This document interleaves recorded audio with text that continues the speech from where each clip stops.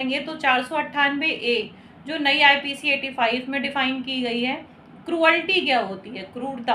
क्रूरता शब्द में इतनी सारी चीज़ें छिपी हुई हैं कि उसमें ये आफ्टर मैरिज जो डाउरी डेथ होती हैं उसी से कनेक्ट होके सेक्शंस चलते हैं 85 और 80।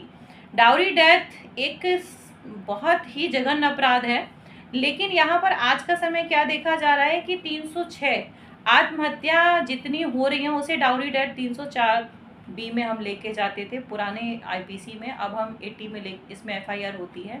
यहाँ पर जो मैं केस आपको बताने जा रही हूँ ये हमारा खुद का प्रैक्टिकल का केस है, जिसमें एक लोकल का केस था।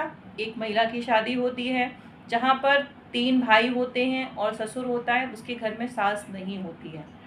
यहाँ पर संपन्न घर होता है, पिता पुलिस में होते हैं, 3 उनके बेटे होते हैं और उनकी सास नहीं होती है लड़की की, तो वहाँ पर उसकी शादी होती है। जो बड़ा बेटा है वो कुछ कर नहीं रहा होता है, छोटे जो 2 बेटे होते हैं वो पढ़ाई की तैयारी कर रहे होते हैं।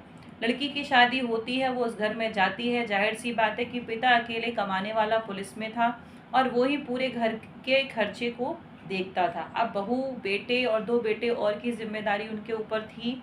ये बेटी उस घर में जाती है, शादी के 1.5 साल बाद उसको एक बेटी होती है और बेटी के बाद उनका जीवन यापन जैसे भी हल्की फुल्की नोक झोंक तो पति पत्नी में होती है वो चलती होगी और वहाँ वो चलती रहती थी। वो बात सिर्फ थी घूमने फिरने को लेकर, उनके आपस में कभी मतभेद हो जाते थे, अदरवाइज वो अपने घर में खुश थी। यहाँ पर क्या होता है कि शादी के 3.5 साल बाद लड़की आपस में पति पत्नी की फिर से कोई नोक-झोंक हुई होगी किसी बात को लेकर और लड़की क्या करती है, सुसाइड कर लेती है, आत्महत्या कर लेती है। और आत्महत्या की जैसे ही खबर मायके में लगती है, आनन-फानन में वो आते हैं और एक मुकदमा लिखाते हैं 304 बी दहेज हत्या का।